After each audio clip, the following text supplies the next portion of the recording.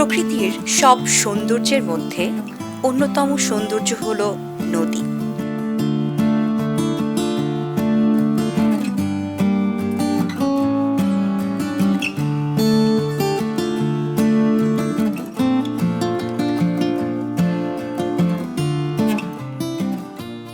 আমাদের এই দেশ নদীমাতৃক দেশ। এই দেশের নদীর নাম সবার মনে না থাকলেও পদ্মা, মেঘনা, যমুনা, বুড়িগঙ্গা এই নদীগুলোর নাম কখনোই ভোলা যাবে না।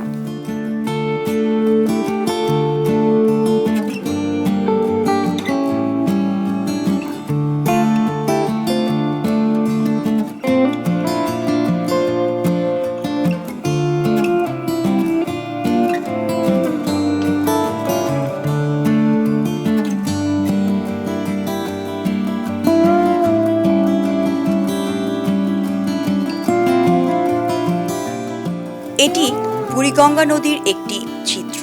শহরের এক পাশেই এর অবস্থান।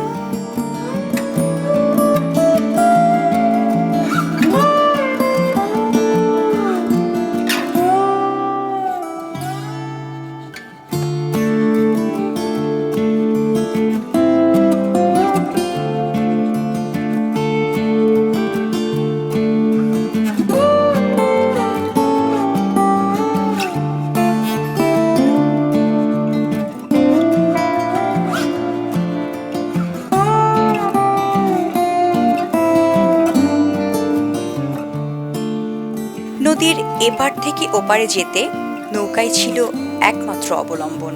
প্রতিদিন এপার থেকে ওপারে হাজার হাজার মানুষ পারাপার হতো। বিনিময়ে নৌকার মাঝিরা পেত ৮ আনা ১ টাকা। যেসব টাকাগুলো এখন আর দেখা মেলে না, লেনদেন করার জন্য চলে না।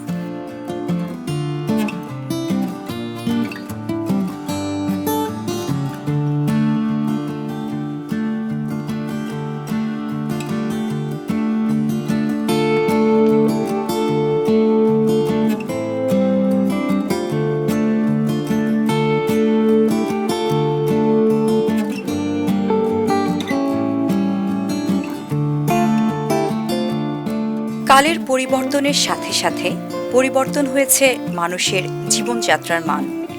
নির্মাণ করা হয়েছে যন্ত্রের নৌকা, ব্রিজ, লঞ্চ, স্টিমার ইত্যাদি। তারপরেও থেমে নেই এখানকার মাঝিরা।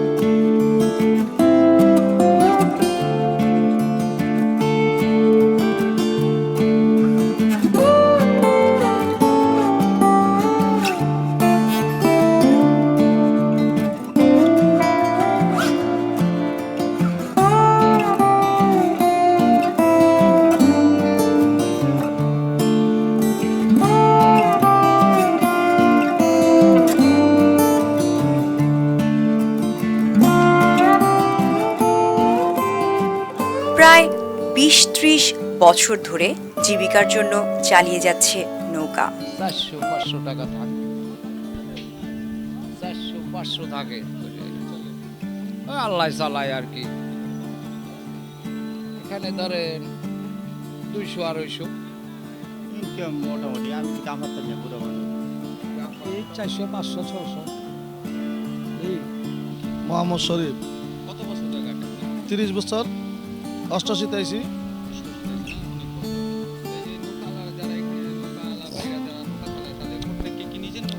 নিজের নৌকা আছে, ভাড়া আছে। যাদের ভাড়া আছে, ভাড়া কত সারাদিনে? ১০০ টাকাতে হয়তো পার আদার কাছে নৌকা আল্লাহ মালিক।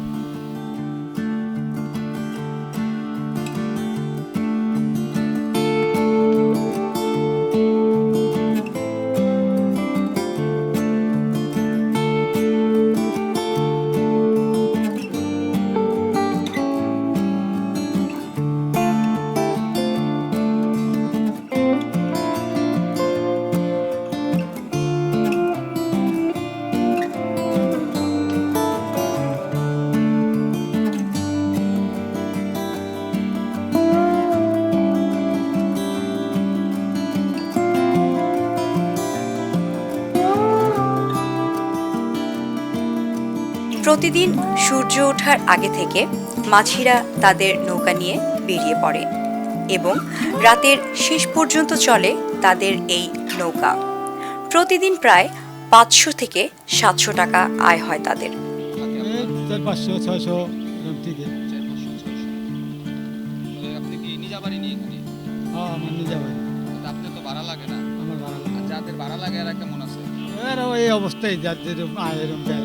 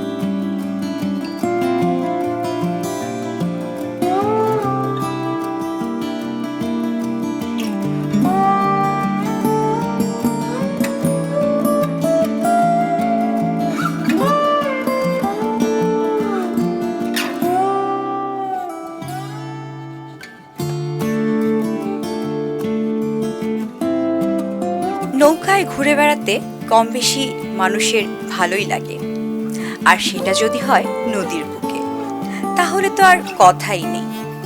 তবে ভয় লাগে সাঁতার জানা না থাকলে বা ঝড়ের সময়।